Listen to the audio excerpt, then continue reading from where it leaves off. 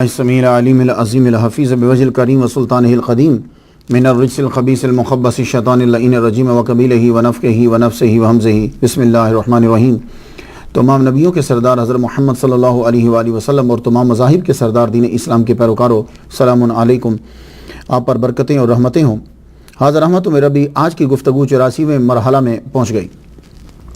جس ہستی کو سرنامہ کلام بنانے لگے ہیں ہم آج، وہ 8ویں تاجدار ولایت و ولایت امام ضامن حضرت علی بن موسیٰ الرضا رضی اللہ تعالیٰ عنہ۔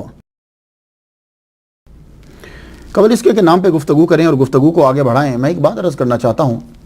کچھ موضوعات ایسے ہیں کہ وہ ہر فرقے نے چن لیے، وہ اسی پر ہی زیادہ تر گفتگو کرتے ہیں، حالانکہ وہ موضوعات جو ہیں وہ دوسرے فرقے والے بھی بیان کرتے ہیں اسے، لیکن وہ ایک خاص علامت بن جاتے ہیں، لوگوں نے بنا دی ہیں۔ جیسے میلاد جو نہیں مناتے، ان کے خاص ٹاپک ہیں شرک، بدعت، توحید، مرنے کے بعد کچھ نہیں ہوتا، یہ ان کے موضوعات ہیں خاص۔ حالانکہ توحید اور شرک اور بدعت ان موضوعات پر جو بہتر انداز سے گفتگو ہوتی ہے وہ میلاد منانے والے ہی کرتے ہیں۔ اب جو لوگ میلاد مناتے ہیں وہ اولیاء کرام، ان کے مخصوص ٹاپک جو ہیں، جو وجہ شہرت ہیں، وہ اولیاء کرام ہیں، مرنے کے بعد کی زندگی ہے، حضور صلی اللہ علیہ وآلہ وسلم کا عشق ہے، ان کا مقام ہے، اور آدمی جو مر جاتا ہے پھر حقوق کیا ہیں، تو یہ موضوعات ان کے ہیں۔ اسی طرح اہل بیت جو ہیں، یہ حالانکہ اہل بیت ہماری بنیاد ہے، یہ بات یاد رکھیے۔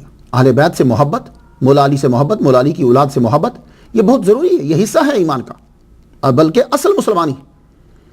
تو اعلیٰ حضرت عظیم البرکت شاہ احمد رضا خان بریلوی رحمۃ اللہ علیہ نے ہمیں یہی سکھایا ہے۔ انہوں نے علی سے محبت اور علی کی اولاد سے محبت سکھائی ہے، بلکہ علی کے تو جو بالکل قریب کے بچے ہیں وہ تو مقامی بڑا عرفہ والا ہے۔ اعلیٰ حضرت عظیم البرکت تو ان کے اپنے دور کے جو سید تھے ان کی بڑی تعظیم کیا کرتے تھے، اور آج بھی دعوت اسلامی والے جو ہیں، یہ جب کبھی کوئی سید ملتا ہے تو اسے باپو کہتے ہیں، بڑی عزت اور بڑا احترام کرتے ہیں۔ تو یہ ہمارے مذہب کے اندر ہے یہ۔ لیکن جب کوئی آدمی اگر امام حسن، امام حسین، اور اس کے بعد جو ہے امام جعفر صادق، امام موسیٰ کاظم، امام باقر، علی بن موسیٰ الرضا، موسیٰ محمد بن، تو یہ انہیں جب بیان کرنے لگ جاتے ہیں تو لوگ سمجھتے ہیں یہ رافضی ہے، یہ شیعہ ہے، حالانکہ ایسا نہیں ہے۔ قرآن مجید کی روشنی میں یہ بات کہنا چاہتا ہوں کہ چند وجوہات کی بنا پر جتنے بھی خاص طور پر جو خطباء ہیں، علماء جو ہیں، ان پر لازم ہے کہ وہ سادات کو بیان ضرور کریں۔ ہاں، آپ کو لوگ جو ہیں وہ رافضی کہتے ہیں یا شیعہ کہتے ہیں، اس سے کوئی فرق نہیں پڑتا۔ کیوں؟ اس لیے کہ اماموں کا بیان کرنا یہ تقاضا ہے قرآن کا، اماموں کی شان کو بیان کرنا یہ قرآن کا تقاضا ہے۔ وہ کیسے؟ وہ اس طرح، سنیے، پہلے آیت سن لیجئے تاکہ بات آسانی سے سمجھ میں آ جائے۔ کیا کہا رب تعالیٰ نے نبی سے؟ قُلْ لَا أَسْأَلُكُمْ عَلَيْهِ أَجْرًا إِلَّا الْمَوَدَّةَ فِي الْقُرْبَى، اے محمد صلی اللہ علیہ وسلم ان سے کہہ دیجئے کہ میں آپ سے کسی چیز کا سوال نہیں کرتا، بس یہ مانگتا ہوں کہ تم میرے قرابت دار جو ہیں، قربا جو ہیں، ان سے محبت کرو۔ تو تقاضا ہوا نا۔ تو اب محبت کیا ہے؟ تو محبت کی علامات میں سے ایک علامت یہ ہوتا ہے کہ آدمی اس کا ذکر کرتا ہے، ایک علامت یہ ہے۔ تو آپ اور کچھ نہیں کر سکتے تو کم سے کم ائمہ کا ہر خطیب اپنی زندگی کے اندر ایک بار تو ذکر کر جائے۔ تو اس لیے ہر خطیب کے اوپر جو ہے وہ یہ لازم ہے۔ اب جو قرآن مانتا ہے، حضور صلی اللہ علیہ وآلہ وسلم کو خوش کرنا چاہتا ہے، وہ کم از کم اماموں کا تو ذکر ضرور کرے۔ آگے سادات کرام جو سے ملتے جاتے ہیں وہ ان کا ذکر کرتا جائے۔ تو قرآن آج بھی ہے اور یہ آیت آج بھی ہے، تو وجہ کیا ہے کہ عمل کیوں نہیں کیا جا رہا؟ صرف اس ڈر سے کہ لوگ آپ کو شیعہ نہ کہہ دیں؟ نہیں، وہ آپ کی حرکات سے پتہ چل جائے گا کہ آپ اہل تشیع سے نہیں ہیں، آپ کی حرکات سے پتہ چل جائے گا۔ لیکن ائمہ کا ذکر کرنا، جو قرابت دار ہیں، جو قریبی تھے، ان کا ذکر کرنا جو ہے وہ بہت ضروری ہے۔ امام حسین کو بیان کیا جاتا ہے تو کیا آپ شیعہ ہو جاتے ہیں؟ تو امام موسیٰ، امام رضا، امام جعفر صادق، امام باقر، ان کو بھی بیان کریں۔ اب آپ دیکھیے، خواجہ معین الدین اجمیری چشتی کس کی اولاد میں سے ہیں؟ امام موسیٰ کاظم سے، یہ کاظمی ہے، تو پھر آپ کیوں نہیں بیان کرتے؟ تو جب آپ خواجہ معین الدین اجمیری چشتی رحمہ اللہ کو بیان کر رہے ہیں، ان سے محبت کر رہے ہیں، تو آپ شیعہ نہیں ہیں، تو ان کے ابا کو بیان کریں گے تو شیعہ ہو جائیں گے؟ نہیں، ایسا نہیں ہے۔ داتا گنج بخش علی جویری رحمۃ اللہ علیہ سید ہیں، کیا ان کی اولاد میں سے نہیں ہے؟ خواجہ قطب الدین بختیار کاکی رحمۃ اللہ علیہ سید نہیں ہے؟ خواجہ نظام الدین اولیاء کا آپ ذکر نہیں کرتے، تو جب ان کا ذکر کرتے ہو تو ان کے ابا کا ذکر کیوں نہیں کرتے؟ تو جب ہم خواجہ معین الدین اجمیری چشتی رحمہ اللہ کو بیان کرتے ہیں، داتا گنج بخش اجمیری رحمہ اللہ کو بیان کرتے ہیں، عبد القادر گیلانی رحمۃ اللہ علیہ کو بیان کرتے ہیں، خواجہ نظام الدین اولیاء رحمۃ اللہ علیہ کو بیان کرتے ہیں، یہ سارے سادات ہیں، یہ انہی کی اولاد میں سے ہیں۔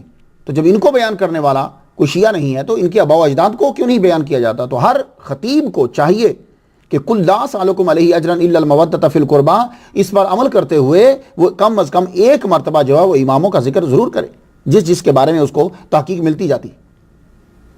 اعلیٰ حضرت عظیم البرکت شاہ احمد رضا خان بریلوی رحمۃ اللہ علیہ، آپ کا جب شجرہ جو ہے وہ پڑھا جاتا ہے تو اس شجرے کے اندر بھی ہمیں یہ نام ملتا ہے، میں بڑا حیران ہوا، صدق صادق کا تصدق صادق الاسلام کا، بے غضب راضی ہو کاظم و رضا کے واسطے۔ کاظم امام موسیٰ کاظم، رضا جن کا آج ہم تذکرہ کر رہے ہیں، تو یعنی یہ شجرے کے اندر ہے۔ حالانکہ اعلیٰ حضرت عظیم البرکت شاہ احمد رضا خان بریلوی رحمۃ اللہ علیہ سچے مجدد ہیں، اور مجدد وہ ہوتا ہے کہ جو دین کو باطل سے جدا کر دیتا ہے۔ اور اعلیٰ حضرت کا یہ کمال تھا کہ جب آپ کو پتہ چل جاتا کہ یہ آدمی حضرت ابوبکر صدیق رضی اللہ تعالیٰ عنہ کو گالیاں دے رہا ہے، اور یہ آدمی حضرت عمر رضی اللہ تعالیٰ عنہ کو گالیاں دیتا ہے، حضرت بی بی عائشہ صدیقہ رضی اللہ تعالیٰ عنہا کو گالیاں دیتا ہے، تو وہ اس بندے سے ملتے نہیں تھے، کیونکہ گالیاں دینا تو کوئی اچھی بات تو نہیں ہے نا، وہ نہیں ملتے تھے۔ انہوں نے بھی امام موسیٰ کاظم، امام علی بن موسیٰ الرضا رضی اللہ تعالیٰ عنہما دونوں کا ذکر کیا اس کے اندر، یعنی مطلب کہ ان کے شاعرہ میں ذکر ہے۔ اب آ جائیے گفتگو کو آگے بڑھاتے ہیں، تو بات طے ہو گئی، تو اس لیے آئمہ کا ذکر کرنا آپ کے لیے بہت ضروری ہے۔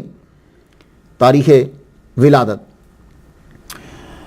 ویسے تو اختلاف کوئی نہیں تھا، لیکن یہاں جب میں علی بن موسیٰ الرضا رضی اللہ تعالیٰ عنہ کو بیان کرنے لگا تو یہاں ڈیٹ میں اختلاف ہو گیا، سمجھ نہیں آ رہی، حالانکہ جتنے یہ مشہور ہیں اور مورخ بھی بالکل گھر کے پاس بیٹھا ہوا ہے تو اختلاف ہونا نہیں چاہیے تھا، لیکن اختلاف ہوا۔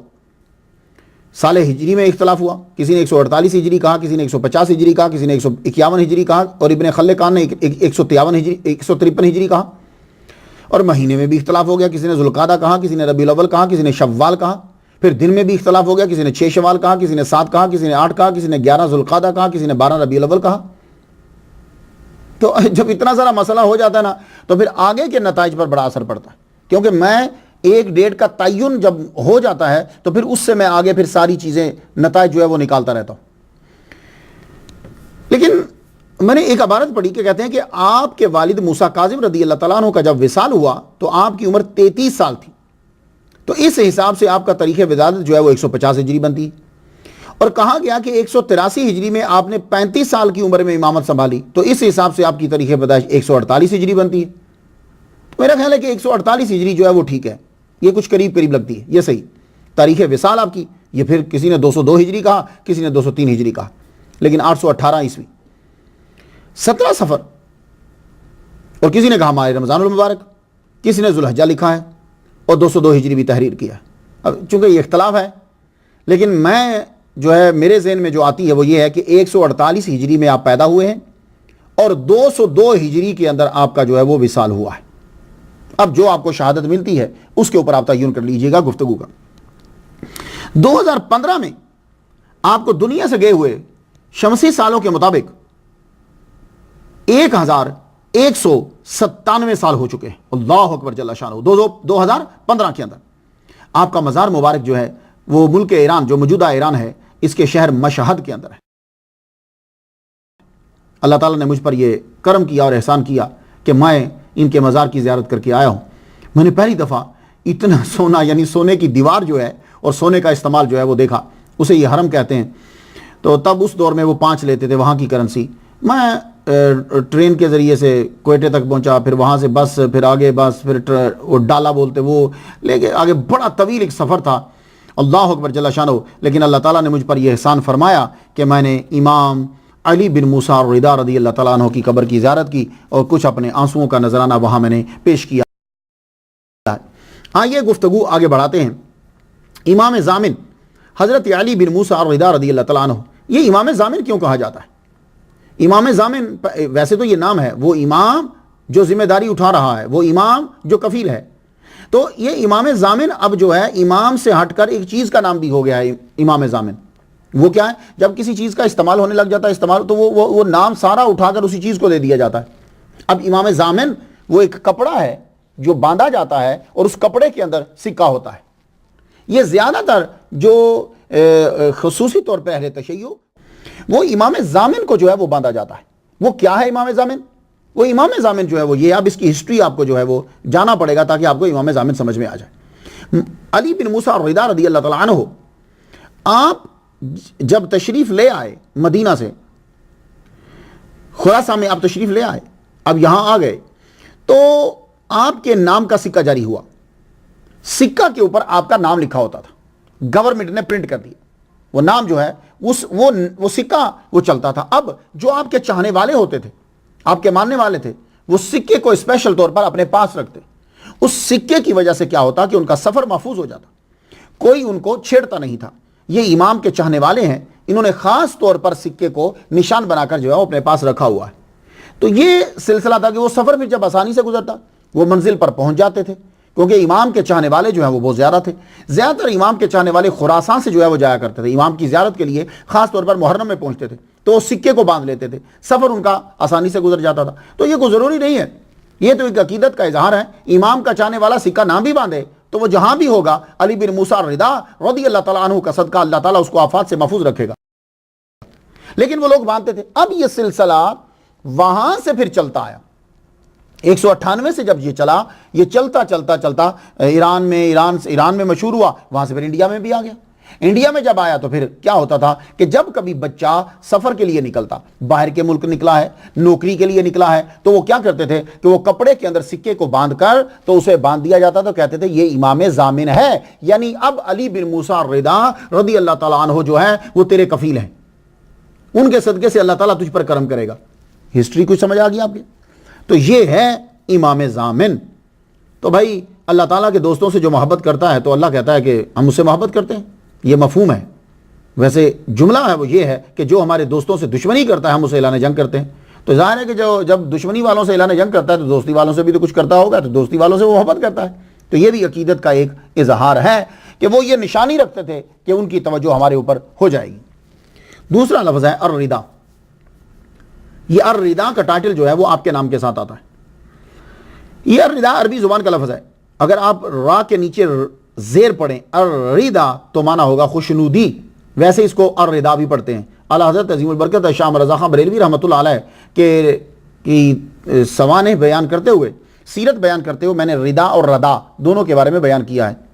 تو یہ رضا اور ردا، اور ان کے پیر و مرشد کا ذکر کرتے ہوئے بھی میں نے رضا اور ردا پر گفتگو کی ہے۔ تو رضا اور ردا دونوں عربی کے ہی لفظ ہیں۔ تو رضا کا معنی ہوتا ہے خوشنودی۔ تو تاریخ الامم والملوک جلد 5ویں صفحہ 138 پہ ہے، یہ بات لکھی ہے کہ یہ ٹائٹل آپ کو مامون نے دیا تھا، الرضا من آل محمد۔ تو یہ ٹائٹل تاریخ الامم کے نظر میں یہ ٹائٹل مامون نے دیا ہے۔ کچھ نے وجہ تسمیہ یہ بیان کی ہے کہ جب آپ جس دور میں آپ تھے، آپ سے وہ دشمن کہ جو آپ کے آباء و اجداد کے دشمن تھے وہ بھی آپ کے تابع ہوئے، اور جو آپ کے تابع تھے وہ بھی آپ کے ساتھ ہوئے۔ تو چونکہ آپ ایسے امام ہیں کہ آپ کے دور کے اندر سارے آپ کے جھنڈے تلے جمع تھے، اس لیے آپ کو رضا کا ٹائٹل دے دیا گیا۔ مگر میری تحقیق کیا ہے؟ میری تحقیق یہ ہے کہ جو لقب مشہور ہو جاتا ہے، جو ٹائٹل مشہور ہوتا ہے، وہ خدائی نہیں دیتی، وہ خدا دیتا ہے۔ یہ بات یاد رکھیے، جو ٹائٹل خدا دیتا ہے وہ مشہور ہوتا ہے، تو مشہور ہونے والا ٹائٹل خدائی نہیں دیتی، خدا دیتا ہے۔ تو آپ امام رضا ہیں، امام رضا ہیں، تو یہ ٹائٹل رب کی طرف سے آیا، رب آپ سے جو ہے وہ راضی ہے۔ امام علی نام، علی نسب، پناہ عجم مقتدائے عرب۔ آپ امام علی، علی حسب و نسب والے، اجمی آپ کی پناہ میں آتے ہیں، اور عرب والے آپ کو اپنا امام تسلیم کرتے ہیں۔ یہ وہ ہستی ہے کہ جہاں کو پیدا کرنے والا آپ سے راضی ہوا تو آپ کا لقب رضا ہوا۔ اللہ اکبر جل شانہ۔ اب ولادت، آپ کے والد گرامی کا نام حضرت موسیٰ کاظم ہے، میں ان پہ گفتگو کر چکا ہوں۔ والدہ محترمہ کا نام نجمہ تکتم، اور نکاح کے بعد طاہرہ مشہور ہو گیا۔ آپ کی والدہ ماجدہ جو ہیں یہ کنیز تھی امام جعفر صادق رضی اللہ تعالیٰ عنہ کی زوجہ محترمہ حضرت حمیدہ خاتون کی۔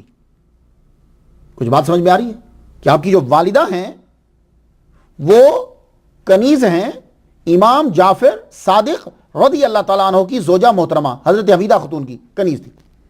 اب یہاں ایک اہم مسئلہ پیدا ہو گیا، اس مسئلے کو میں نے رات تراویح کے درس کے بعد بھی لوگوں کو بیان کیا ہے اور میں یہ چاہتا ہوں کہ میں جو آپ لوگ سن رہے ہو اماموں کا صدقہ یہ مسئلہ بھی حل ہو جائے. یہ مسئلہ بڑا اہم اور امپورٹنٹ ہے. خاص طور پر اس سوال کا سامنا اور مسئلہ کا سامنا ان لوگوں کو ہے جو یورپ میں ہے اور امریکہ کے اندر ہے. یورپ اور امریکہ کے پڑھے لکھے لوگ اس ٹاپک کو بڑے شد و مد سے جو ہے وہ بیان کرتے ہیں اور ہم پر اعتراض تھوپ دیتے ہیں کہ غلامی کو اسلام نے مٹایا نہیں پھیلایا ہے. کچھ سنا آپ نے؟ اور یورپ کے لوگوں کو بڑا سامنا ہے اور امریکہ کے لوگوں کو بھی. تو میں اماموں کا صدقہ آپ کو یہ بات دینا چاہتا ہوں اور امید کرتا ہوں کہ آپ لوگ یاد کر لیں گے کہ بھائی جو یورپ کے پڑھے لکھے لوگ، جو امریکہ کے پڑھے لکھے لوگ یہ کہتے ہیں کہ مسلمانوں نے، اسلام نے غلامی کو مٹایا نہیں پھیلایا ہے، وہ کہاں تک سچ ہے؟ اب وہ اعتراض کیسے کرتے؟ کہتے ہیں امام زین العابدین کی والدہ جنگ میں آئیں، موسیٰ کاظم کی والدہ کنیز بربر قبیلے کی، علی بن موسیٰ رضا کی والدہ کنیز، محمد بن علی بن موسیٰ کی والدہ ام فضل کی کنیز. تو کہتے ہیں کہ یہ جو کنیزوں کا استعمال ہے یہ کیا ہے؟ تو ہمارے بھی مسلمان کہ جن کا نالج کوئی نہیں ہے وہ اپنا سر یوں جھکا دیتے ہیں، بجائے اس کے کہ وہ ڈٹ کے جواب دیں وہ اپنا سر نیچے جھکا دیتے ہیں. اب مجھے سمجھ نہیں آتی کہ کون سا ایسا مسئلہ ہے جو قرآن نے تمہارے لیے حل نہیں کیا؟ وہ کون سا ایسا مسئلہ ہے کہ جو صحابہ نے حل نہیں کیا؟ وہ کون سا مسئلہ ایسا ہے جو ائمہ نے حل نہیں کیا؟ وہ کون سا ایسا مسئلہ ہے جو اولاد نبی آل رسول علی کی اولاد نے حل نہیں کیا؟ ڈھونڈو. تو ہم اپنے سر کو جھکا دیتے ہیں اور شرمندہ ہو جاتے ہیں جیسے کہ ہم پر کوئی بڑا الزام لگایا جا رہا ہے. اب آپ ذرا غور سے سنیے گا کہ میرے اماموں پر جو اعتراض ہے کہ کنیز سے شادی کی، کنیز کو خریدا، تو اب فرض بنتا ہے کہ میں امام کے دفاع میں یہ گفتگو ضرور کرتا جاؤں. نارملی خطبہ اور مولوی حضرات اس ٹاپک کو چھیڑتے نہیں ہیں، لیکن یہ ٹاپک یاد کروانا بہت ضروری ہے. اب میری بات سن لیجئے، میں کچھ تمہید باندھنا چاہتا ہوں. جو بھی یورپ اور امریکہ کے اندر ہمارے اماموں پر اعتراض کرے کنیز کے حوالے سے یا غلاموں کے حوالے سے، تو میں یہ کہنا چاہتا ہوں کہ اعتراض کرنے والے سب سے پہلے خود کو 600 عیسوی میں لے جائیں. 2015 میں بیٹھ کر ہم پر اعتراض نہ کریں، 600 عیسوی میں لے جائیں. جب وہ 600 عیسوی میں چلے جائیں گے اب ہم وہاں جاتے ہیں. 600 عیسوی میں پوری دنیا کو سامنے رکھیں. جب حضور صلی اللہ علیہ وآلہ وسلم تشریف لائے ہیں اس وقت آپ پوری دنیا کو سامنے رکھیے. یونان کو رکھیے، روم کو سامنے رکھیے، بڑی بڑی تہذیبوں کو سامنے رکھیے. سامنے رکھنے کے بعد اب میں گفتگو کرنے لگا ہوں اور میرے ایک ایک جملے کو سماعت کیجئے گا. یہ جو اعتراض کرتے ہیں کہ اسلام غلام بناتا ہے، عورتوں کو کنیز بناتا ہے، تو دیکھیے غلام ہوتا کون ہے اور کنیز کون بنتی ہے؟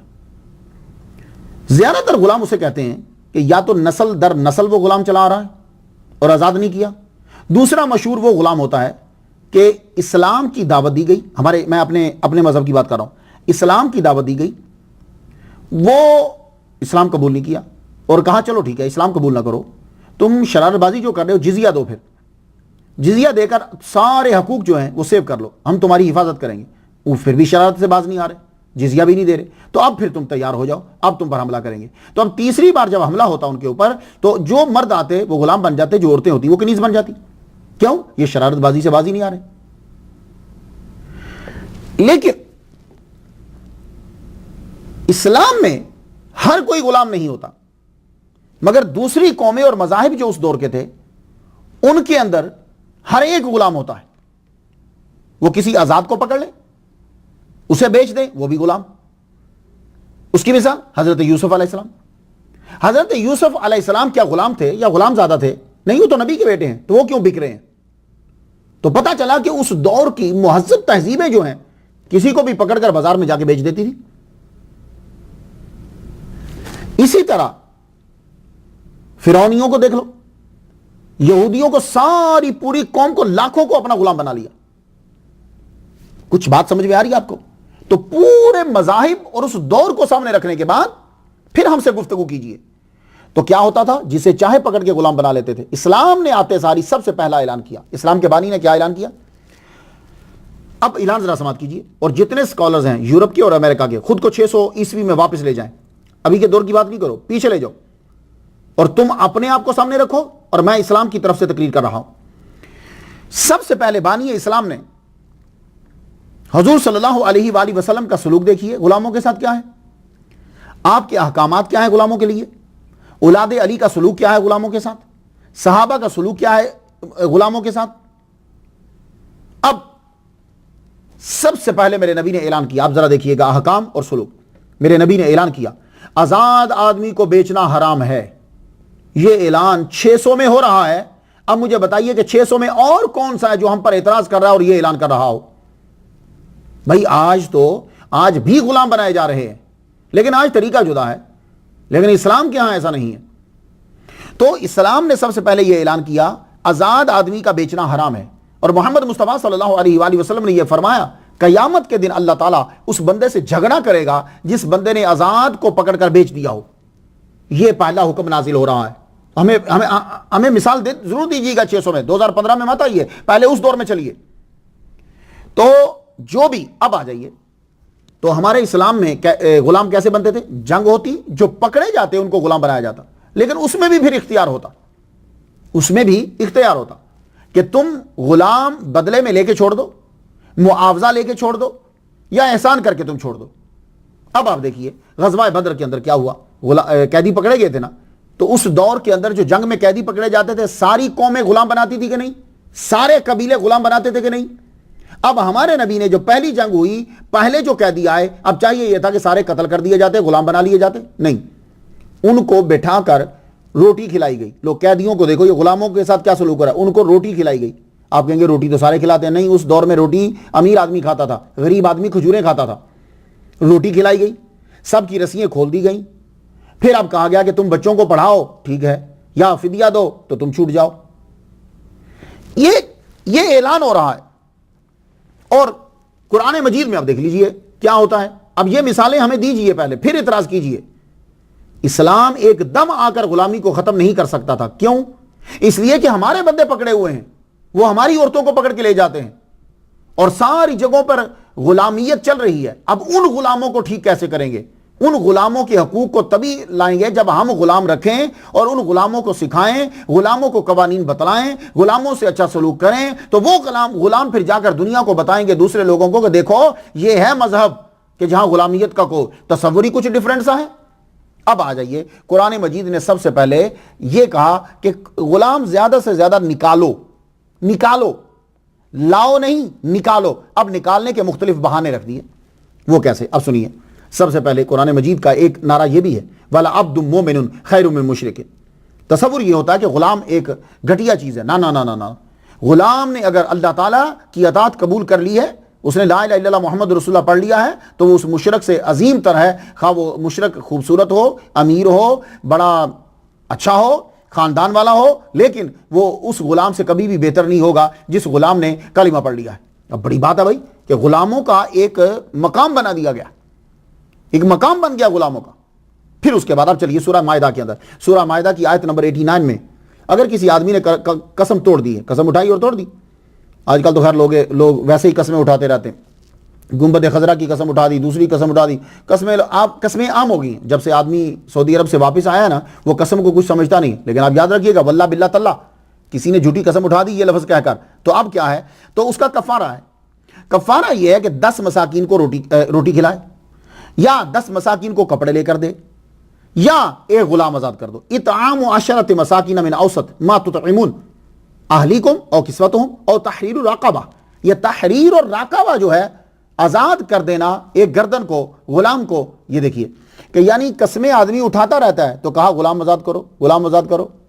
تو ابھی غلامی مٹا رہا ہے یا غلامی پھیلا رہا ہے اسلام؟ آگے چلیے سورہ مجادلہ کے اندر، جس نے اپنی بیوی کو کہہ دیا کہ تو میری ماں جیسی ہے، تو میری بہن جیسی ہے، تو اب کیا ہوگا؟ اب کفارہ تو ہے، تو کفارہ کیا دیں گے؟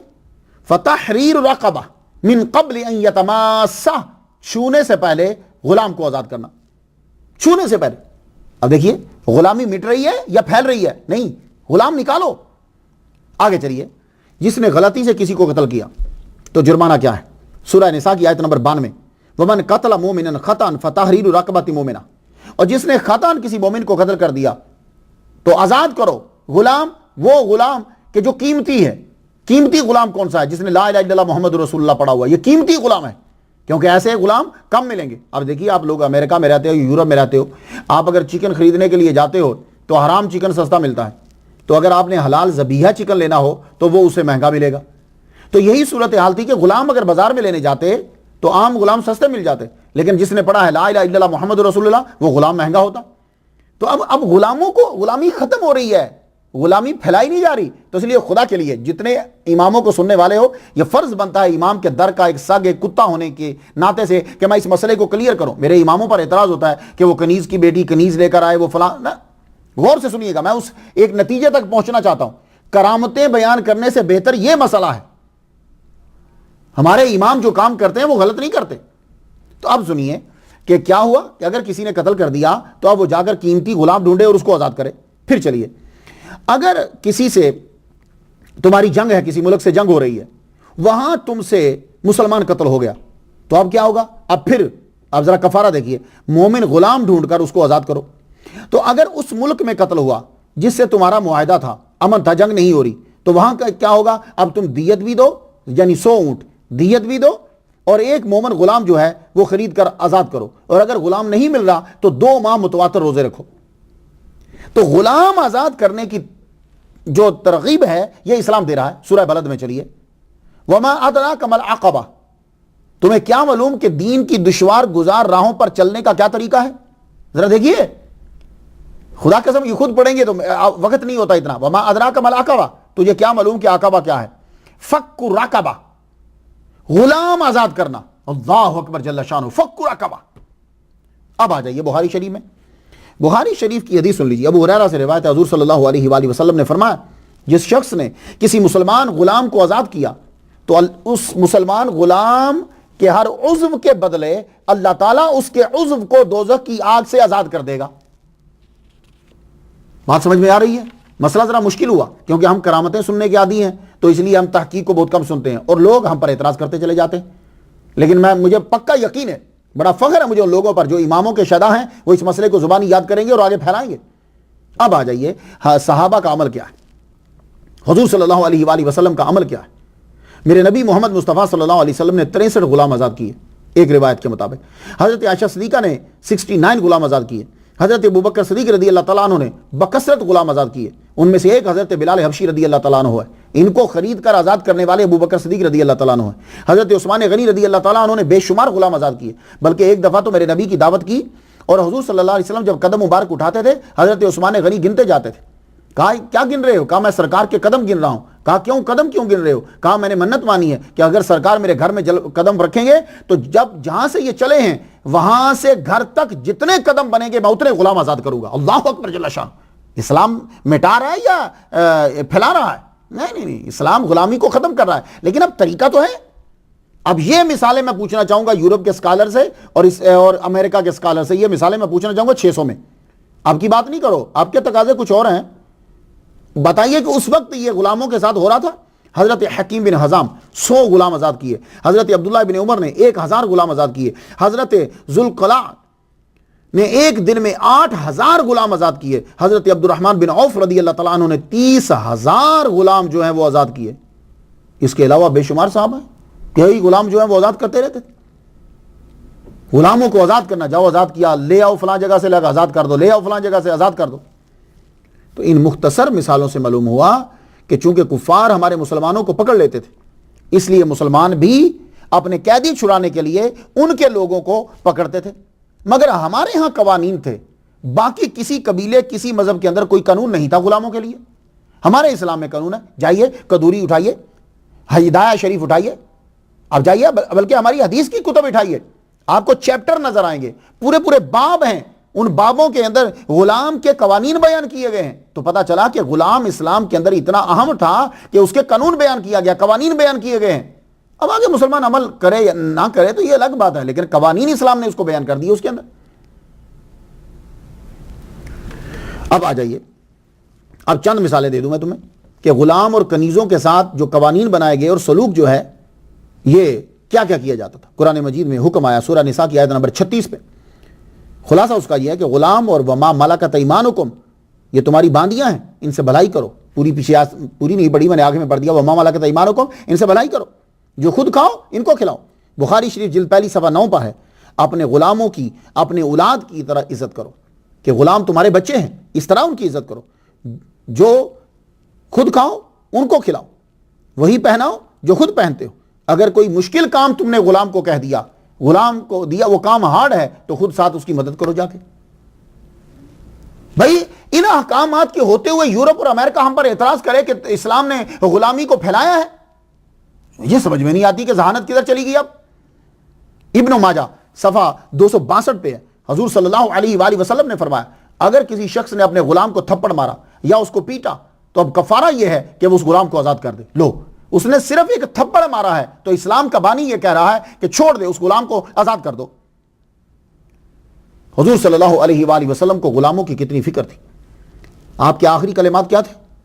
آخری کلمات ابو داؤد شریف جلد دوئم صفحہ 345 کے اوپر، الصلاۃ وما ملکت ایمانکم، نماز کا خیال رکھنا اور اپنے غلاموں کے حقوق کا خیال رکھنا۔ لو، حضور پاک صلی اللہ علیہ وآلہ وسلم آخری میں تم کہہ رہے ہو جی کہ وہ زیادہ سے زیادہ غلامی کو پھیلایا ہے۔ اتنے دلائل کے ہونے کے باوجود اے مسلمان اگر تو چپ کر گیا، اے امام علی رضا کو ماننے والے تو چپ کر گیا، تو بڑے تعجب کی بات ہے یار۔ پھر تو حقیقت کو آگے بیان کرو، آگے پھیلاؤ، چپ نہ کرو۔ تمہارے پاس سچائی ہے، صرف تم نے یاد نہیں کی، تم نے دھیان نہیں دیا، توجہ نہیں دی تم نے۔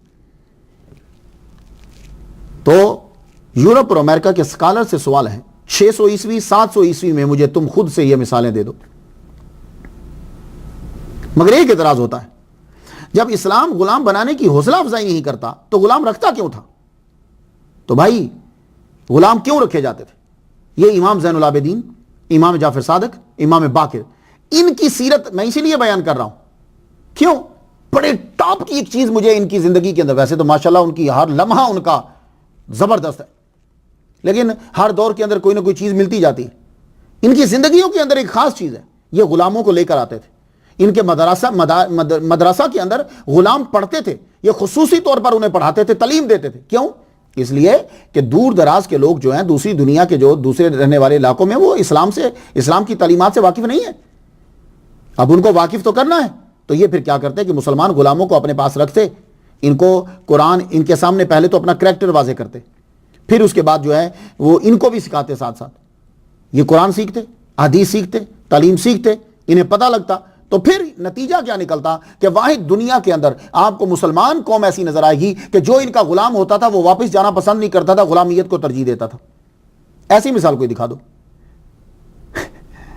کوئی ایسا ہے کہ جن کا یہ دعویٰ ہے کہ ہم نے غلامیت کو ختم کیا ہے، تو لوگ ان سے جانے کی کوشش کرتے ہیں۔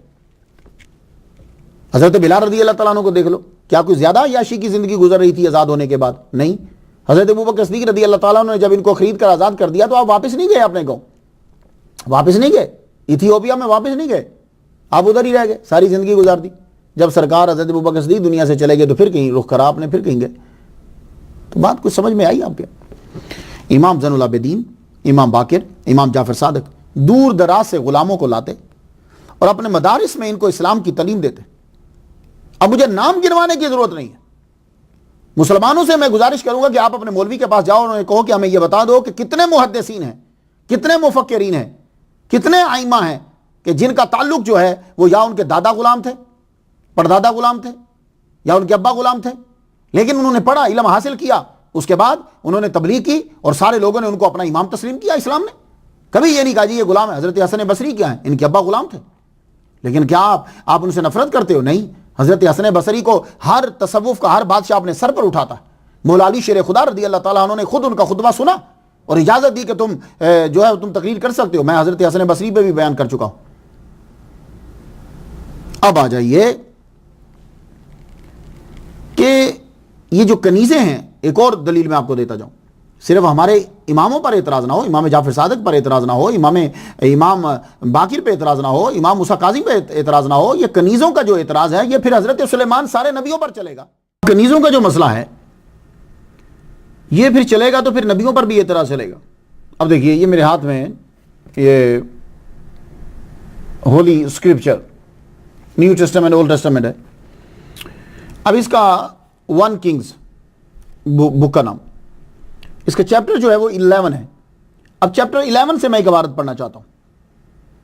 چیپٹر 11 کا سائن نمبر جو ہے وہ 3 ہے۔ And he came to have 700 wives, حضرت سلیمان علیہ السلام کی 700 بیویاں،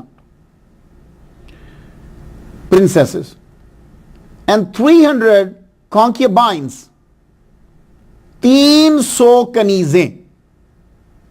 کچھ بات سمجھ میں آئی آپ لوگوں میں؟ تو اب اگر اعتراض ہوگا تو پھر اعتراض لمبا چلے گا. پھر آگے اگر میرے امام پر اعتراض ہوگا, امام جعفر صادق پر اعتراض ہوگا, امام باقر پر اعتراض ہوگا, اگر ان اماموں پر اعتراض ہوگا تو پھر یہ اعتراض ہر نبی پر ہوگا. کتنی لونڈیاں تھیں سلیمان علیہ السلام کے پاس؟ 300. میں اپنی کتاب کا حوالہ نہیں دے رہا, میں نے اس کتاب کا حوالہ دیا. اسی طرح ابراہیم علیہ السلام کے پاس, آپ کے پاس بھی کنیزیں تھیں. حضرت یعقوب علیہ السلام کے پاس 2 بیویاں 2 کنیزیں تھیں. یہ سلسلہ سارے نبیوں میں چل رہا ہے. تو اگر ہمارے اماموں پر اعتراض ہوتا ہے تو پھر نبیوں پر بھی اعتراض ہوگا. تو یہ سب سے میری گزارش ہے, ان چیزوں کو آپ سب لوگ ذہن نشین فرما لیجئے. اب ایک اور اعتراض رہ گیا, وہ بہت بڑا تھا, بڑا ضروری ہے, میں نے آپ کا بہت ٹائم لے لیا, لیکن امام, ہم نوکر ہیں امام کے در کے. ہمارے امام پر جو اعتراض کرے, ہمارا فرض بنتا ہے کہ اپنی تمام صلاحیتوں کو وہاں لگا کر اپنے امام کی طرف سے جواب دیں. پھر دیکھیے امام کے صدقے سے رب ہم پر کتنا کرم فرماتا ہے.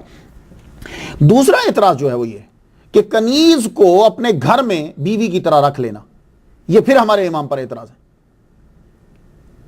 اور آج کے دور کے غیر مسلم اور جدید مسلم شرم دلانے کے لیے لوگوں سے کہتے ہیں, حالانکہ خود ان کی اپنی حالت کیا ہوتی ہے. یہ جتنے غیر مسلم اور یورپ والے ہم پر ہر ہفتے نئی گرل فرینڈ لیتے ہیں, وہ بھی تو لونڈی کنیز ہی ہے نا, جب جو نکاح میں نہیں آ رہی تو پھر کیا ہے.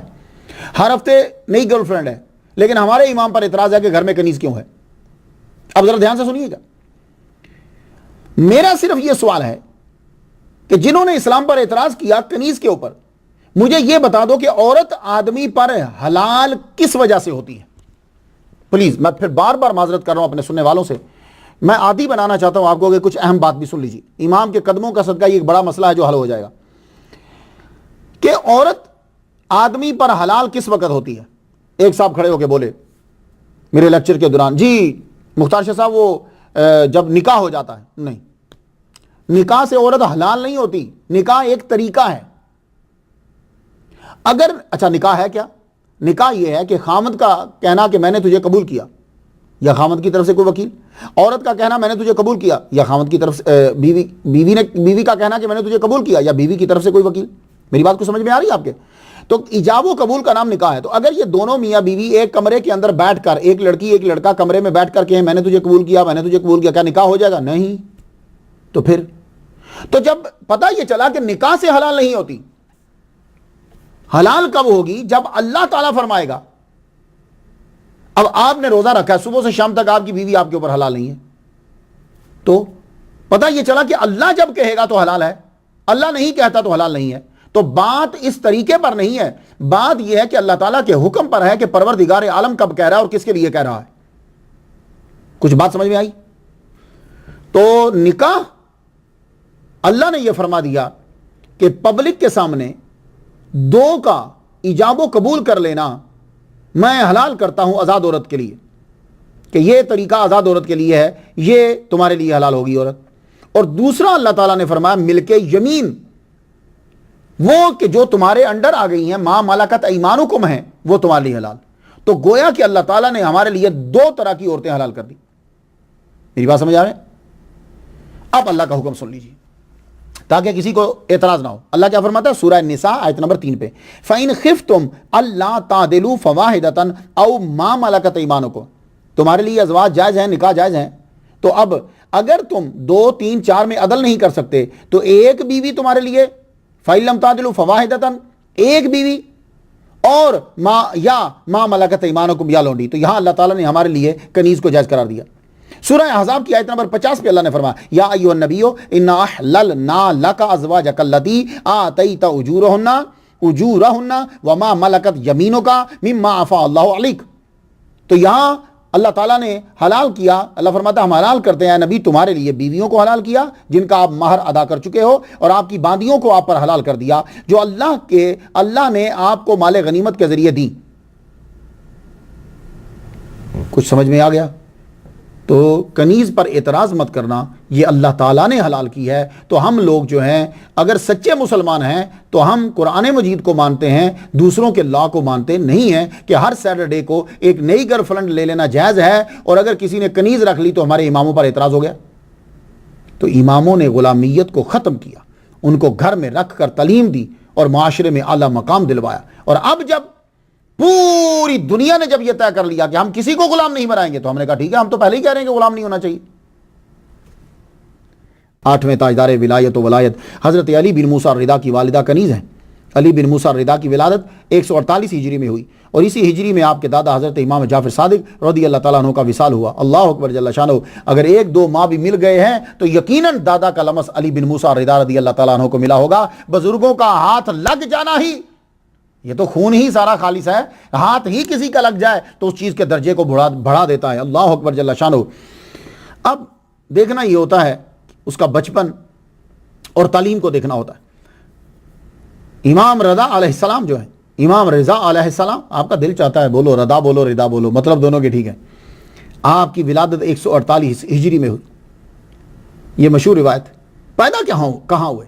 मदीना के अंदर। हाय हाय हाय, क्या मकाम है वहां। तो किसी को मरने के लिए जगह मिल जाए तो कमाल है, इनको तो विलादत के लिए जगह मिल गई है। पैदा हुए वहां की फजाएं, अल्लाह अकबर। इसलिए ये मैं रेकमेंड करूंगा अपने सुनने वालों के लिए, आप जब कभी उम्रा करने के लिए जाओ तो मक्का शरीफ की बनिस्बत मदीना शरीफ से अपना सारा सामान जो है वो खरीदो। मेरे नबी सल्लल्लाहु अलैहि वसल्लम खुश होते हैं। और मदीना के किसी बंदे को तंग न करना, कोई तुम्हें धोखा दे रहा हो, कोई तुम्हें कुछ कह रहा हो, कुछ भी करे, मदीना के किसी बंदे को कुछ ना कहना। अल्लाह अकबर जल्ल शान। मोहम्मद मुस्तफ़ा सल्लल्लाहु अलैहि वसल्लम का शहर। तो मदीना में आप पैदा हुए। मदीना का क्या मकाम है। जिस वक्त आपकी विलादत हुई तो आपके वालिद ग्रामी हज़रत इमाम मूसा कासिम रज़ी अल्लाह तआला अन्हु की उम्र उस वक्त 20 साल थी। इसलिए जब बच्चा बालिग हो जाए 18-19 साल में बच्चे की शादी कर देनी चाहिए। वो बड़ी चीज़ों से बच जाता है। फ़ायदा भी होता है कि फिर बच्चे जवान हो जाते हैं। ये नहीं है कि तुम्हारी उम्र 60 साल होगी तो पता चला बेटा जो है वो 5 साल का है। इसमें गलती तो कोई नहीं है, लेकिन ये होता है कि अगर जल्दी 18-19 साल में शादी की, और आज के दौर में तो लाजमी कर देनी चाहिए, ईमान भी बच जाता है और औलाद भी ताकतवर होती है और आदमी को सपोर्ट मिल जाती है। इमाम अली बिन मूसा रिदा को तकरीबन 20 साल अपने वालिद ग्रामी हज़रत इमाम मूसा कासिम रज़ी अल्लाह तआला अन्हु के साथ रहने का मौका मिल गया। अजमियों के लिए प्रॉब्लम तो क्या होती है, हमारे लिए जैसे हम लोग जाते हैं मदरसा के अंदर, मैं जामे नईमिया गया, डॉक्टर सरफराज नईमी अल अज़हरी शहीद रहमतुल्लाह अलैह ने सबसे पहले मुझे इल्म सरफ़ इल्म नाव अपने पास बिठा कर पढ़ाई। ये मेरे लिए सादत और फ़ख्र है। अपने पास इल्म सरफ़, मैं पहले इल्म सिर्फ फ़ाला फ़ाला फ़ालू फ़ालत फ़ालत फ़ालना फ़ालता फ़ालतुमा फ़ालतुम फ़ालते फ़ालतुमा फ़ालतुना फ़ालतो फ़ालना, ये मैंने अपने उस्तादों के पास बैठ कर इन्हें याद किया। ये याद करने के बाद फिर हमें अरबी के बुनियादी चीज़ें, इन्ना अन्ना कान्ना लकिन्ना लैता लल्ला, इन्ना ये करता है और काना ये करता है और ये हरफे अन जो है वो ये सारी चीज़ें हमें सीखना पड़ती हैं। इसके ऊपर हमारे कितने साल लग जाते। लेकिन जो अरबी में पैदा, उस दौर में जो पैदा हुआ, जो इमाम हैं, जो इनको अरबी सीखने की ज़रूरत ही नहीं है, अरबी तो इनको ऑलरेडी आती है। अब इनको चीज़ों को याद करना है। अब हमारे लिए होता है ये किताब याद करो, ये करो, ये करो, लेकिन उन इलाकों के अंदर क्या होता है कि उसमें एक टॉपिक, एक लेक्चर दिया जाता है, उसके अंदर सारी चीज़ों को बयान कर दिया जाता है। तो इमाम अली बिन मूसा और रिदा रज़ी अल्लाह तआला अन्हु को घर के अंदर अरबी ज़ुबान मिली। और वालिद गिरामी वो हैं कि जिनके पास अपने अल्लाह अकबर जल्ल शानहु अली का इल्म है, इमाम हुसैन का इल्म है, इमाम बाकिर का इल्म है, इमाम जाफ़र सादिक का इल्म है। तमाम इल्म उनके अंदर बंद हैं। वो सारे इल्म अब ये बच्चा सीख रहा है। और उसके अलावा आपकी वालिदा माजिदा, अल्लाह अकबर जल्ल शानहु, आपकी वालिदा जो है नजमा या तख्तुम, ये कनीज़ थी हज़रत हमीदा खतून की। और हज़रत हमीदा खतून रज़ी अल्लाह तआला अन्हा, उनके बारे में ये मैं बयान कर चुका हूँ कि आप मदीना की बहुत बड़ी आलिमा फाजिला थी। फ़िक़्ह के जितने मसाइल औरतों को पेश होते थे वो आपसे आकर पूछती थी। और आप शागिर्दा हैं हज़रत इमाम जाफ़र सादिक रज़ी अल्लाह तआला अन्हु की। अब बता दिए कि जिनकी वालिदा इतनी बड़ी आलिमा फाजिला की कनीज़ हुई हों और वालिद गिरामी पूरे वारिस इल्म के जो अली से चलता आ रहा है, तो क्या यार कमी होगी। 20 साल तक रहकर अपने वालिद गिरामी से सीखा। तो उस दौर में मुसलमान आम तौर पे और औलाद रसूल ख़ास तौर पे ग़ुलामों को कुरान और हदीस सिखाते थे, हाफ़िज़ कुरान बनाते थे। यूं कह दीजिए कि वो गंवारों को मुहज़्ज़ब बनाते थे। तो ये तो खुद बेटा है, किसी से कितना सिखाया होगा और बेटे ने कितना सीखा होगा। इमाम अली बिन मूसा रिदा रज़ी अल्लाह तआला अन्हु ने कुरान, हदीस और फ़िक़्ह में एक मकाम पैदा किया। तो एक तो ये होता है कि बंदा बता दे जनाब उन्होंने ये किताब पढ़ी, ये किताब पढ़ी, ये किताब पढ़ी, ये किताब, बड़ी लंबी लिस्ट लग जाती है। अगर कोई माहिर उस फील्ड का एतराफ़ कर ले तो उसकी काबिलियत और मुस्तनद हो जाती। तो अब हम देखना चाहते हैं कि इमाम अली बिन मूसा रिदा रज़ी अल्लाह तआला अन्हु के बारे में माहिरीन ने क्या कहा। अल्लामा यूसुफ नबहानी रहमतुल्लाह अलैह जामे व करामातिल औलिया में क्या कहते हैं, अहद अकाबिरिल आइम्मा व मसाबिहुल उम्मा मिन अहलिल बैतिन नबुव्वा व मआदिनिल इल्म, अल्लाहु अकबर जल्ल शान। ये जो जुमला है तमाम चीज़ों से बेनियाज कर देता है।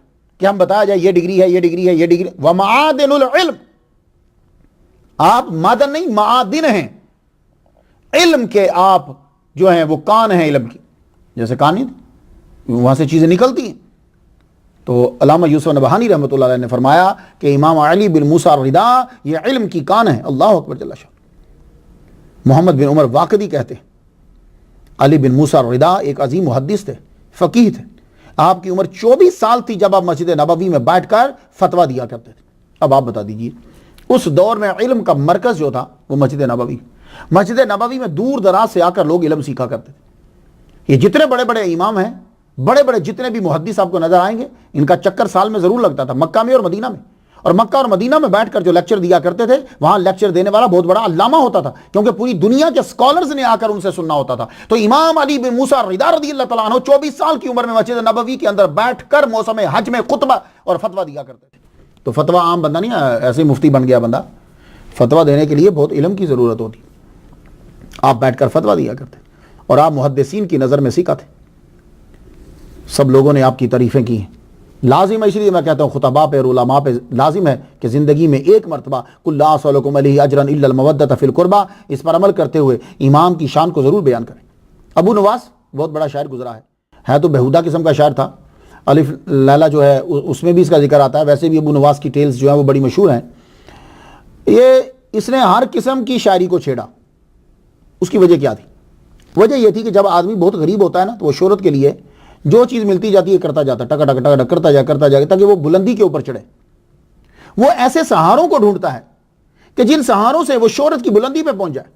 اس کے لیے اس کو اپنے گروپ کی مخالفت کرنی پڑے، اپنے لوگوں کی مخالفت کرنی پڑے، کرے گا لیکن دوسروں کی خوشنودی کے لیے وہ کام کرے گا، کسی کو پتہ نہیں چلنے دے گا اور وہ مشہور ہوتا جاتا. ابو نواس کا یہی طریقہ تھا.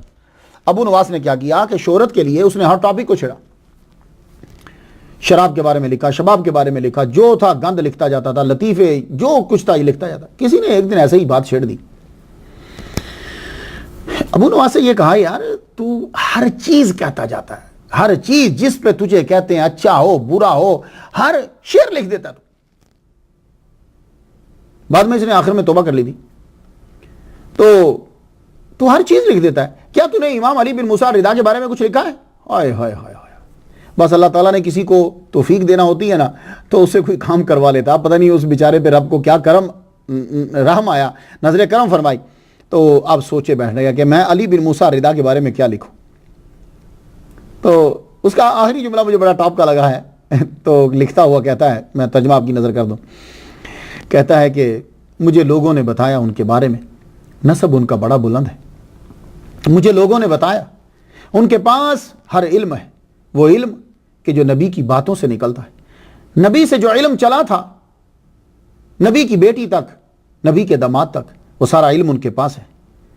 ان کی مدح اللہ اکبر جل شانہ. مجھے لوگوں نے آ کے یہ کہا کہ تم مدح کرو ان کی، اس شخص کی کہ جس کے اندر اللہ تعالیٰ نے ساری خصلتوں کو جمع کر دیا ہے. تو بیان کرتے ہوئے آخر میں جو کہہ گیا نا، غضب کر گیا خدا قسم. اور میں یہ سمجھتا ہوں کہ اس لائن کے صدقے اللہ نے اس کو آخرت میں توبہ کی توفیق دے دی. اور اس نے توبہ بھی کمال کی کری ہے. میں آپ کو بھی بتاتا ہوں آخر میں امام علی بن موسیٰ الرضا رضی اللہ تعالیٰ عنہ کے بارے میں کیا کہتا ہے قلت لا استطیع مدح امام. میں تو یہ اقرار کرتا ہوں کہ میرے میں طاقت ہی نہیں ہے کہ میں امام علی بن موسیٰ الرضا کی مدح کر لوں. کان جبریل خادما لابیہ، اس شخص کی مدح میں کس طرح کروں کہ جبریل علیہ السلام جس کے باپ کے خادم ہے. اللہ اکبر جل شانہ. اور مجھے خدا کی قسم پکا یقین ہے کہ اس لائن کے صدقے سے اللہ تعالیٰ نے اس کو توبہ کی توفیق، ورنہ جو کچھ نے بیان کیا یہ ایک علیحدہ ٹاپک ہے کہ ابو نواس نے کیا کیا ہے اس کی شاعری نے، لیکن اس کو توبہ کی توفیق مل گئی. اب توفیق جو توبہ کی وہ اس کی توبہ بڑی مشہور ہے. الہی لست للفردوس اہلا ولا اقوى علی النار الجحیم فہب لی توبۃ واغفر ذنوبی فانک غافر الذنب العظیم.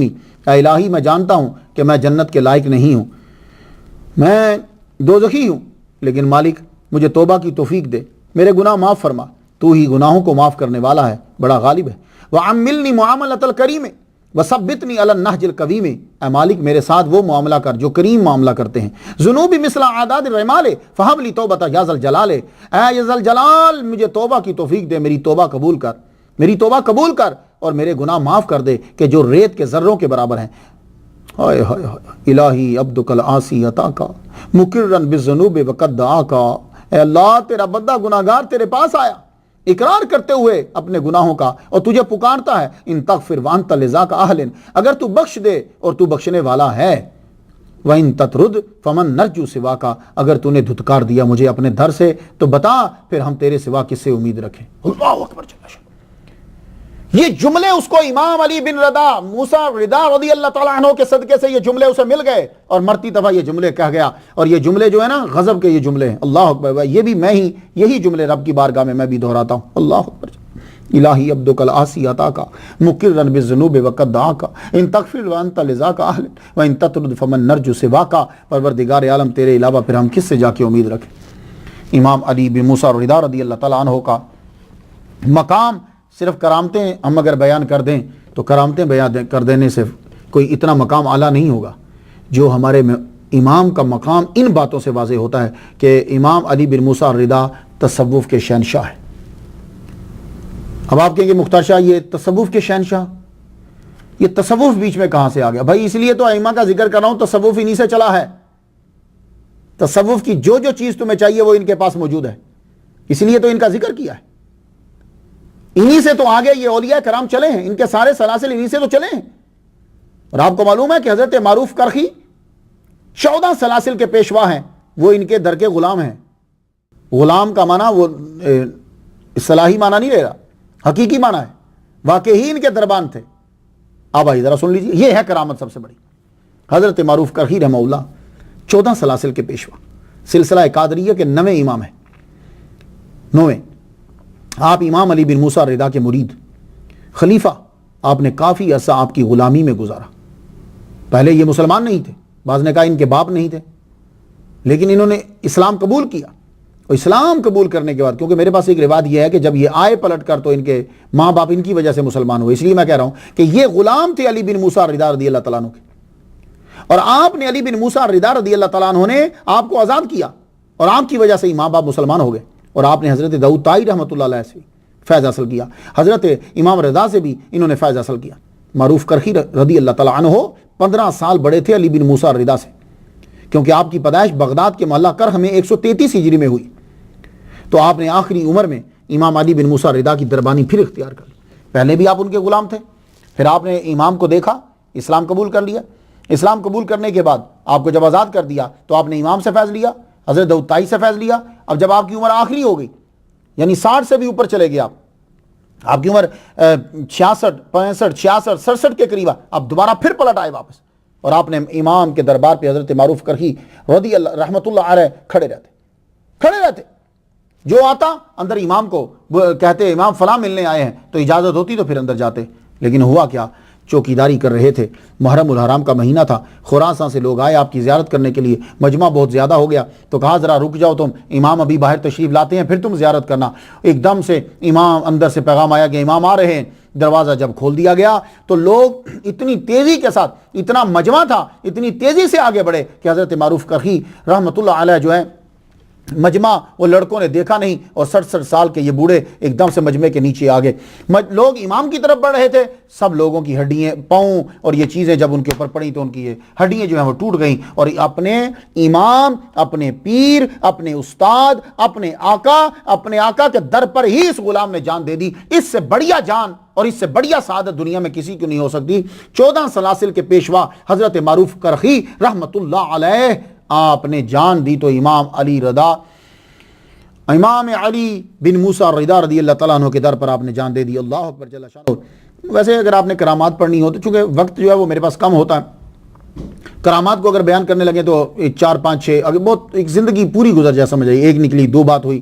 اگر آپ پڑھنا چاہیں تو مولانا عبد الرحمن جامی رحمۃ اللہ علیہ نے شواہد النبوہ کے اندر امام علی بن موسیٰ رضا رضی اللہ تعالیٰ عنہ کی بہت سی کرامات کا تذکرہ کیا ہے، آپ اسے ضرور جا کے پڑھ لیجئے گا۔ اگر اللہ اکبر جل شانہ، اب میں علی بن موسیٰ رضا رضی اللہ تعالیٰ عنہ کا بیان کر رہا ہوں، واقعہ کوئی کہے کہ جی اہل تشیع سے ہیں، تو پھر وہ ان سب لوگوں کا حال کیا ہوگا، قادریوں کا حال کیا ہوگا۔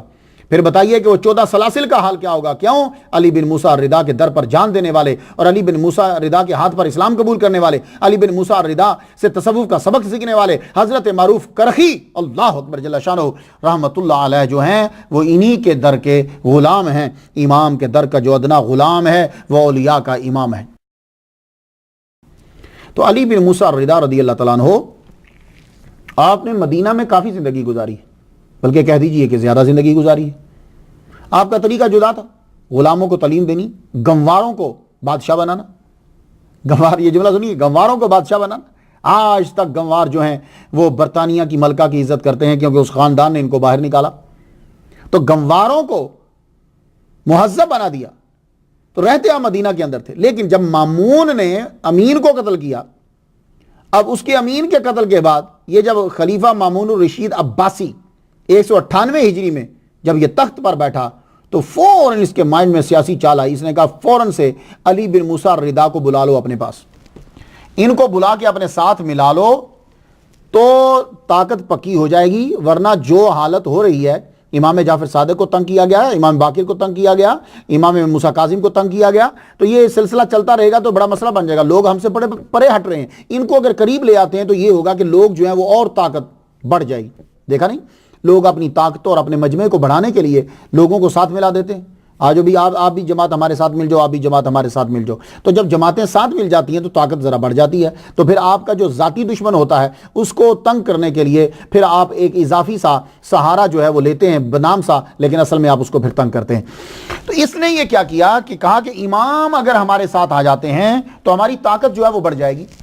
اس نے خط بھیجا, آپ ہمارے پاس آ جائیے, آپ تشریف لے آئیے.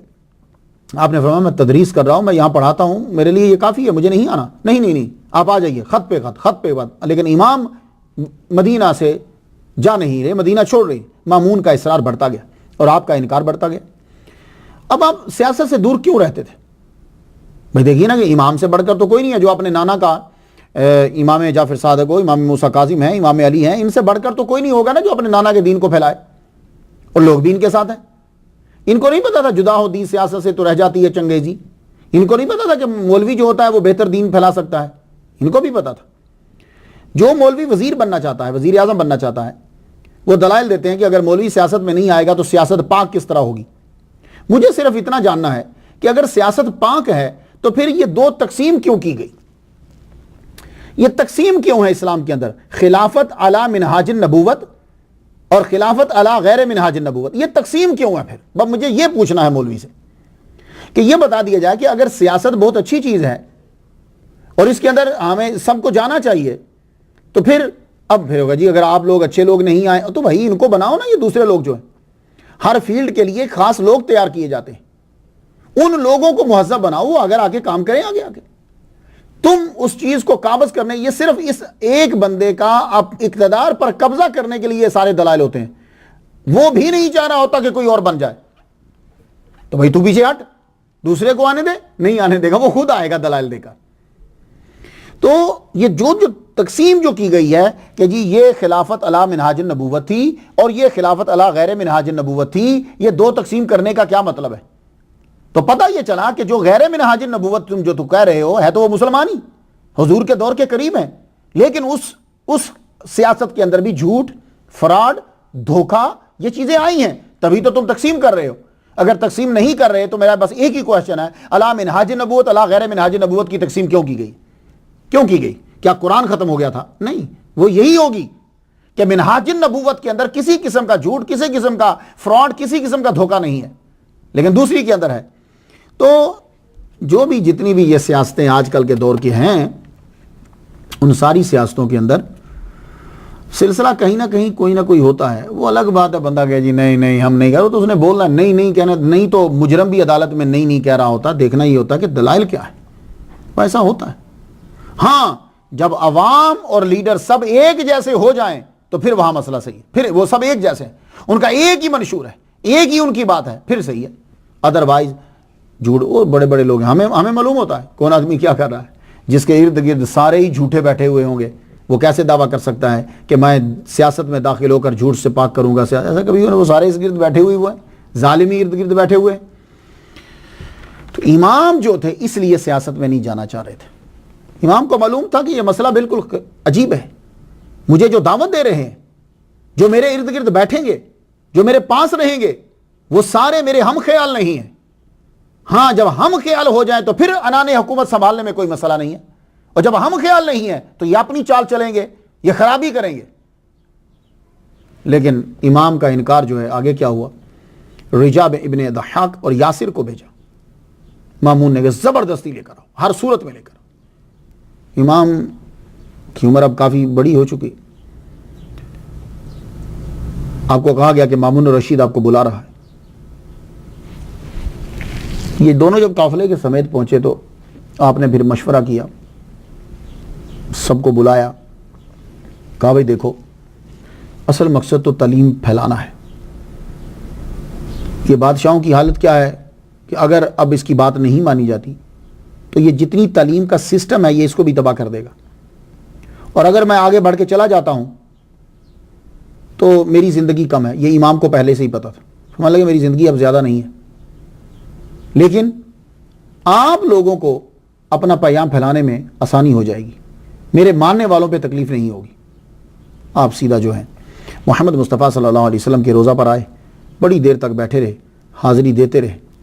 اس کے بعد پھر آپ سب سے ملے اور کہنے لگے اب میں واپس مدینہ نہیں آؤں گا، یہاں میری جگہ نہیں ہے. اللہ اکبر جل شان. کچھ روایات تو ملتی ہیں کہ ہارون الرشید کے دور میں ہی امام علی رضا نے بتا دیا تھا کہ میں مدینہ میں دفن نہیں ہوں گا. موسیٰ بن مروان کہتا ہے کہ جب ہارون الرشید مدینے میں آیا تو مسجد نبوی میں علی بن موسیٰ رضا اور ہارون الرشید اکٹھے تھے، تو آپ نے فرمایا تھا یہ اور میں ایک ہی جگہ دفن ہوں گے. اللہ اکبر جل شانہ. یعنی ہارون الرشید کے دور میں بتا دیا کہ قبریں بھی کس جگہ پہ بنے گی، اس کی جہاں بنے گی وہیں میری بنے گی. تو آپ مدینہ سے بصرہ آئے، بصرہ سے فارس اصفہان ہوتے ہوئے نیشا پور میں پہنچے. نیشا پور میں آپ کا بڑا استقبال ہوا. رستے میں بھی استقبال ہوتا ہے، گورنمنٹ کے آدمی تھے، آپ کے ساتھ پورا قافلہ تھا. رستے میں استقبال ہو رہا ہر جگہ پہ. لوگ جو ہیں وہ حدیث آپ سے سن رہے ہیں، جن کی جو روایات جو چین آپ کی تھی. نیشا پور میں جب آپ پہنچے تو بڑا استقبال ہوا. آگے جو سٹوری ہے وہ ابا سلط ہروی رحمۃ اللہ علیہ سے سنیے. ابو سلط ہروی رحمۃ اللہ علیہ پر اعتراض کیا جاتا ہے، لیکن ایک بات یاد رکھیے گا، یہ ابن ماجہ کے استاد ہیں، اور ان کے متعلق امام یحییٰ نے کہا ہے میزان الاعتدال فی نقد الرجال جلد 4 صفحہ 348 پہ، یہ ایسا شخص ہے کہ جس کو جھٹلایا نہیں جا سکتا. یہ سکہ ہے اور صدوق ہے. امام دارقطنی نے یہ کہا کہ ابو سلط ہروی یہ سکہ ہے. امام ابو داؤد نے تہذیب و تہذیب جلد 8ویں صفحہ 286 پہ کہا یہ سکہ ہے اور صدوق ہے. ابو سلط ہروی بیان کرتے ہیں کہ جب نیشا پور کے اندر امام علی بن موسیٰ رضا رضی اللہ تعالیٰ عنہ پہنچے تو ایک جلوس، ایک سیلاب لوگوں کا امڑ آیا. اس وقت آپ کجاوے میں تھے. امام اپنے چہرے کی زیارت کروائیے، امام اپنے چہرے کی زیارت کروائیے. امام علی بن موسیٰ رضا نے اپنا چہرہ یوں جب باہر نکالا، اللہ اکبر، جب چہرہ مبارک نکالا، خوبصورت پگڑی، نورانی چہرہ، داڑھی مٹھی سے کم کسی امام کسی ولی کی داڑھی نہیں ہوئی. یہ بات یاد رکھیے گا. کوئی بیماری نہ ہو تو الگ بات ہے، مٹھی جو ہے اس سے نیچے نہیں ہوتی داڑھی. مٹھی داڑھی، امام کا چہرہ نبی کی سنت کے مطابق. اللہ اکبر جل شانہ. لوگ تو دیوانے ہو گئے. بالکل مجھے یوں لگتا ہے جیسے میں عراق کے اندر جاتا ہوں تو مجھے یوں لگتا ہے کہ جیسے مصر کے اندر حضرت یوسف تھا نا، تو لوگ دیوانے تھے نا، یوں کہ کسی کا پاؤں کہیں پڑتا ہے. بالکل نیشا پور کے اندر یہی کیفیت تھی. جب امام نے، سید زادے نے، آل رسول اور اولاد علی نے جب اپنا چہرہ یوں باہر نکالا، اللہ اکبر جل شانہ، لوگ تو نعرے لگانے لگے. اللہ اللہ اللہ اللہ اللہ اللہ اللہ سبحان اللہ. ظہر کی نماز کا وقت ہو گیا. عرض کی حضور تشریف لائیے، نماز کا وقت. آپ نے پانی منگوایا، وضو کیا، وضو کرنے کے بعد ظہر کی نماز ادا کی. ظہر کی نماز کے بعد ایک جمع غفیر، علماء کا جمع غفیر، علماء جو ہیں وہاں عرض کرنے لگے حضور کوئی حدیث سنائی ہے جس میں آپ کی جد آتی ہو، جد کی چین سے حدیث مبارک جو ہے وہ سنا دیجیے. امام نے پھر وہاں حدیث سنائی نیشا پور کے اندر. فرماتے ہیں میں نے اپنے باپ موسیٰ کاظم سے سنا، انہوں نے اپنے والد امام جعفر صادق سے سنا، انہوں نے اپنے والد امام باقر سے سنا، انہوں نے اپنے والد امام زین العابدین سے سنا، انہوں نے اپنے باپ امام حسین سے سنا، انہوں نے اپنے باپ حضرت علی سے سنا، حضرت علی نے حضور پاک سے سنا. حضور پاک کو جبریل علیہ السلام نے بتایا اور جبرائیل علیہ السلام رب کا پیام لے کر آئے. حضور فرماتے ہیں انی انا اللہ لا الہ الا انا فاعبدنی. من جانی منکم بشہادت اللہ الہ الا اللہ باخلاص دخل فی حصنی ومن دخل فی حصنی آمن من عذابی. حدیث یہ ہے کہ میں اللہ، میرے سوا کوئی بھی معبود نہیں، میری ہی پوجا کرو، اور جو تم میں سے یہ گواہی لے کر آیا کہ اللہ کے سوا کوئی معبود نہیں اور اخلاص کے ساتھ اس نے یہ گواہی دی، وہ میرے قلعے میں داخل ہو گیا، اور جو میرے قلعے میں داخل ہوا وہ میرے عذاب سے محفوظ ہو گیا. امام نے یہ حدیث.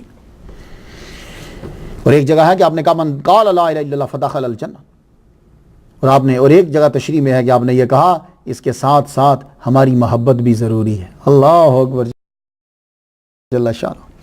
امام نے یہ حدیث سنائی. وہاں سے آپ مرو پہنچے. مرو میں آپ کا شاندار استقبال کیا گیا. عمائدین سلطنت وہاں آئے، خلیفہ خود آگے باہر آیا، اور آپ کا استقبال جب کیا گیا، مامون عباسی آپ کو اپنے محل کے اندر لے گیا، آپ کو ایک خاص جگہ کے اوپر آپ کو ٹھہرایا گیا، اور جب ٹھہرایا گیا لوگوں کو کھلے اجازت دے دی گئی کہ تم جا کر امام کی زیارت کر سکتے ہو. یہ کس طرح برداشت کر لیا ایک بادشاہ نے کہ وہ امام کی اجازت کی، امام کی زیارت کی کھلی اجازت دے دے؟ وہ یہ دیکھنا چاہتا تھا کہ ان کے ماننے والے کتنے ہیں.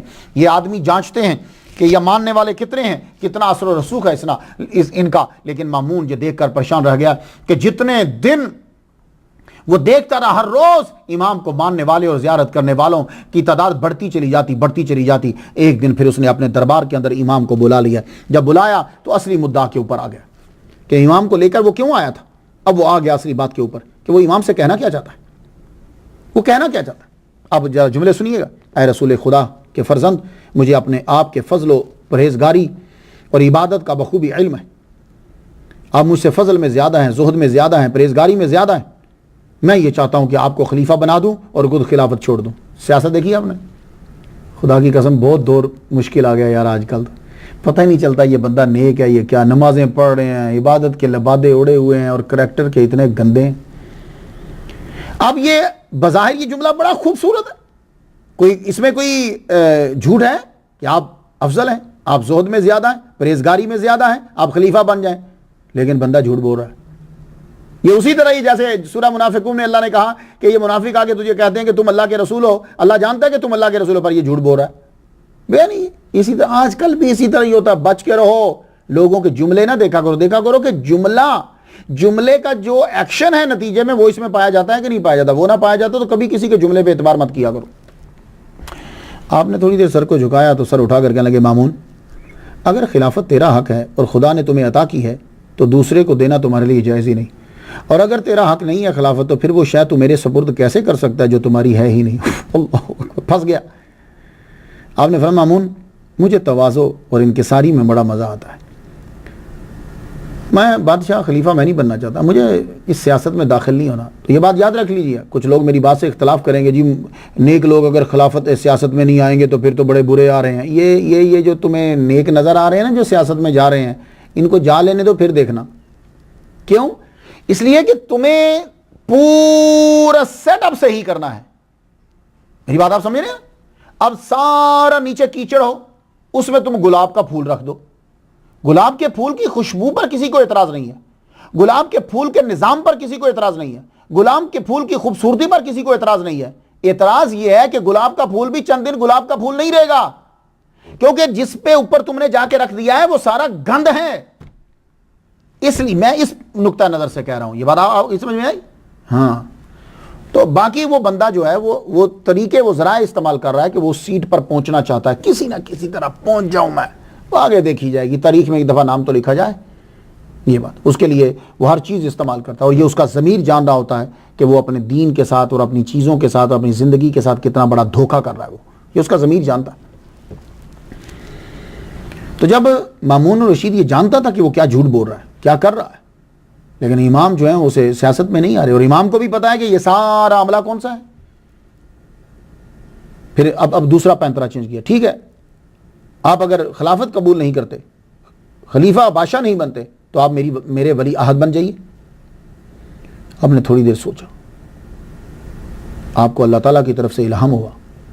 ولی عہد اسے کہتے ہیں کہ جو بادشاہ کے مرنے کے بعد بادشاہ بنتا ہے. آپ کی زندگی ہی بہت کم ہے. یہ امام کو پہلے سے پتا تھا. آپ نے فرمایا ٹھیک ہے، ولی عہدی قبول ہے مجھے. کیوں؟ ولی عہد اسے کہتے ہیں کہ مرنے کے بعد جو بادشاہ بنے، تو آپ کو تو بادشاہ بننا ہی نہیں ہے. آپ نے فرمایا ٹھیک ہے ولی عہدی قبول، کیونکہ آپ کو زندہ ہی نہیں رہنا تھا. فوراً دربار سجا دیا گیا. آپ دربار جب سجا دیا گیا، جمعرات کا دن مقرر کیا گیا، تمام فوج اور عمائدین کو دعوت دی گئی.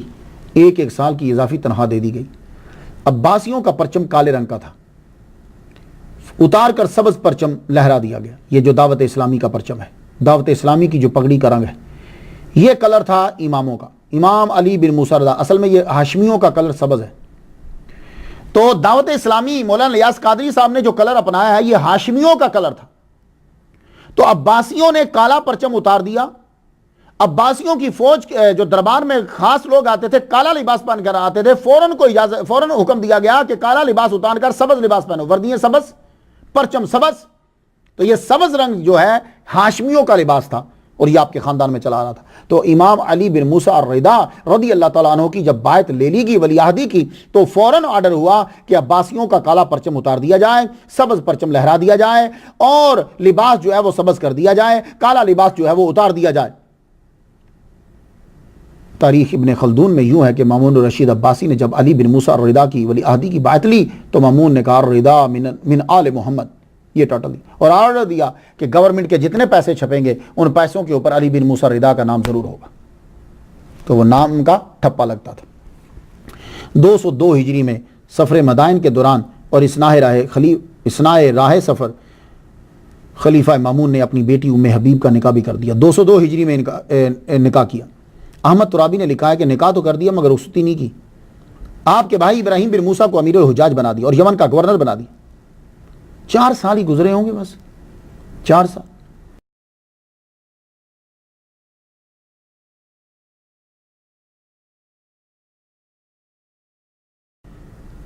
آپ نے مامون کے ساتھ 4 سال کا عرصہ گزارا ہوگا کہ 818 عیسوی آ گئی.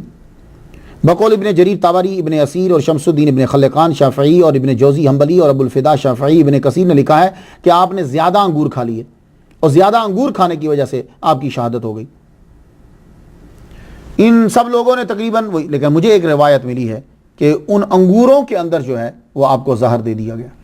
اور زہر کی وجہ سے یہ بات بھی کچھ قرینہ قیاس لگتی ہے، کیونکہ یہ خاندان جو ہے اماموں سے پیار کرنے والا تو ہے ہی نہیں. اور پھر خاندان جب بادشاہ ہو اور پھر اس کو جس خاندان کے ساتھ بہت زیادہ ڈر ہو اور پھر اس بندے کی بہت زیادہ منتا ہو، تو کیسے ہو سکتا ہے کہ اس کو زیادہ دیر زندہ رکھا جائے. تو آپ کو زہر جو دے دیا، زہریلے انگور آپ کو کھلا دیے گئے اور آپ کی شہادت ہوئی. مامون صرف دنیا کو یہ بتانا چاہتا تھا کہ آل رسول میرے ساتھ ہے. جب مقصد پورا ہو گیا تو ختم کروا دیا، کیونکہ خلیفہ سے زیادہ لوگ آپ کے آستانے پہ حاضری دیتے تھے. خاص طور پر محرم میں بہت رش رہتا. اللہ تعالیٰ نے آپ کو 5 بیٹے عطا فرمائے، محمد تقی، حسین، حسن، جعفر، ابراہیم اور ایک بیٹی آپ کی جس کا نام عائشہ رکھا. جس وقت مامون الرشید طوس میں پہنچا تو امام علی بن موسیٰ الرضا رضی اللہ تعالیٰ عنہ کا وصال ہو گیا. طوس میں اب جس کا نام مشہد ہے اسے ایران والے حرم کہتے ہیں، اور یہی ہارون الرشید کی جو ہے وہ قبر ہے. میں جب گیا ہوں میں اس کی قبر دیکھ نہیں سکا کیونکہ نارملی بندے کو پتہ ہی نہیں چلتا. 15 سفر 204 ہجری میں مامون الرشید کامیاب ہو گیا.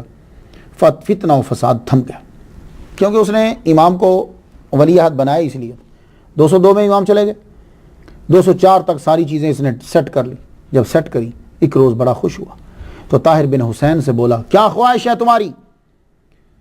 کہنے لگا سیاہ کپڑے دوبارہ جو ہیں وہ وردی اس کی جاری کی جائے، دربار میں آنے کی اجازت دی جائے. تو دربار میں سبز کپڑوں کے بجائے سیاہ خلعتیں عطا کی گئیں.